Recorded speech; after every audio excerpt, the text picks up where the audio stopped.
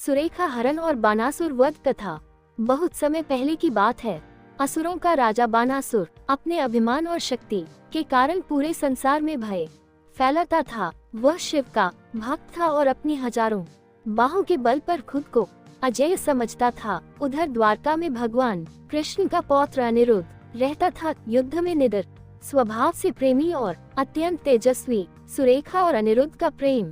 बानासुर की पुत्री सुरेखा अत्यंत सुंदर और दयालु थी। एक दिन उसने सपने में अनिरुद्ध को देखा। धीरे धीरे दोनों का मन एक दूसरे पर आ गया। नारद मुनि की सहायता से दोनों का मिलन हुआ और वे एक दूसरे से छिपकर मिलने लगे। जल्द ही दोनों प्रेम में पड़ गए। एक दिन बानासुर को सुरेखा और अनिरुद्ध के प्रेम के बारे में पता चल गया। वह भड़क उठा और बोला, मेरी अनुमति के बिना मेरी बेटी से विवाह कोई नहीं कर सकता। क्रोध में उसने अनिरुद्ध को कैद कर लिया और सुरेखा को महल में बंद कर दिया।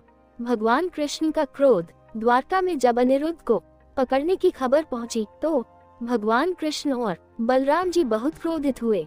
उन्होंने सेना संग बानासुर के नगर पर चढ़ाई कर दी। महायुद्ध।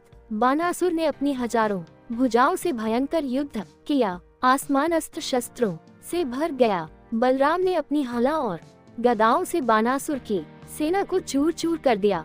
उधर कृष्ण ने अपने सुदर्शन चक्र से बानासुर को कमजोर कर दिया। अंत में भगवान शिव भी अपने भक्त बानासुर की रक्षा करने आए, लेकिन कृष्ण के अनुरोध पर उन्होंने युद्ध रोक दिया और कहा, कृष्ण, बानासुर को पराजित करना तुम्हारी इच्छा है, पर इसे मारना उचित नहीं। इसका अभिमान तोड़ दो। कृष्ण ने बानासुर की सभी बाहें काट दी, केवल 2 भुजाएं छोड़कर। उसका घमंड टूट गया और वह चरणों में गिर पड़ा। अंत सुरेखा का विवाह।